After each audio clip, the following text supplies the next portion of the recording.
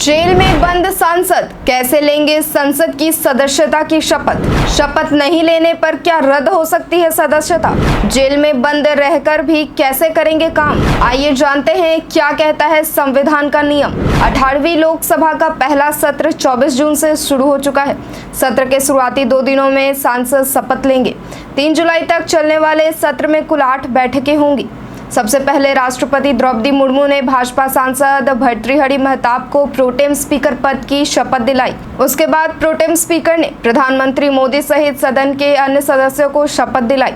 संविधान के अनुच्छेद 99 के अनुसार सभी चुनाव जीतने वाले सांसदों को लोकसभा में बहस और मतदान का अधिकार प्राप्त करने के लिए सांसद के रूप में शपथ लेना अनिवार्य होता है।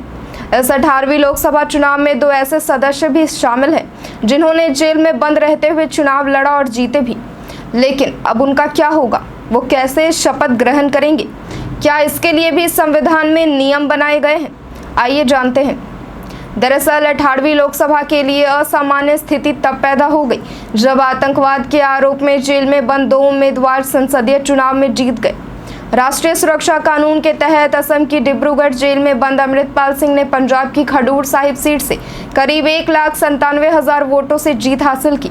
वहीं आतंकवाद के वित्त पोषण के आरोप में तिहाड़ जेल में बंद शेख अब्दुल राशिद उर्फ इंजीनियर राशिद ने करीब 2 लाख वोटों से जम्मू कश्मीर के बारामूला सीट से जीत दर्ज की। आपको बता दें कि चुने गए सांसद को 60 दिनों के अंदर संसद में उपस्थित होना होता है, चाहे वो जेल में ही क्यों न बंद हो, और यदि ऐसा नहीं होता तो उस सीट को रिक्त घोषित कर दिया जाता है।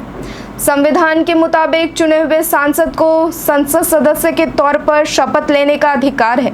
क्योंकि अमृतपाल सिंह और शेख अब्दुल रशीद को अभी तक सजा नहीं हुई है, इसलिए उनकी संसदीय सदस्यता रद्द नहीं होगी, लेकिन कानून के मुताबिक उन्हें संसद की कार्यवाही में हिस्सा लेने की इजाजत भी नहीं होगी।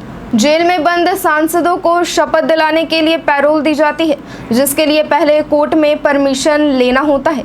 कोर्ट के आदेश के बाद सिक्योरिटी द्वारा सांसद को शपथ ग्रहण के लिए संसद लाया जाता है और फिर शपथ ग्रहण के बाद वापस जेल में जाना होता है।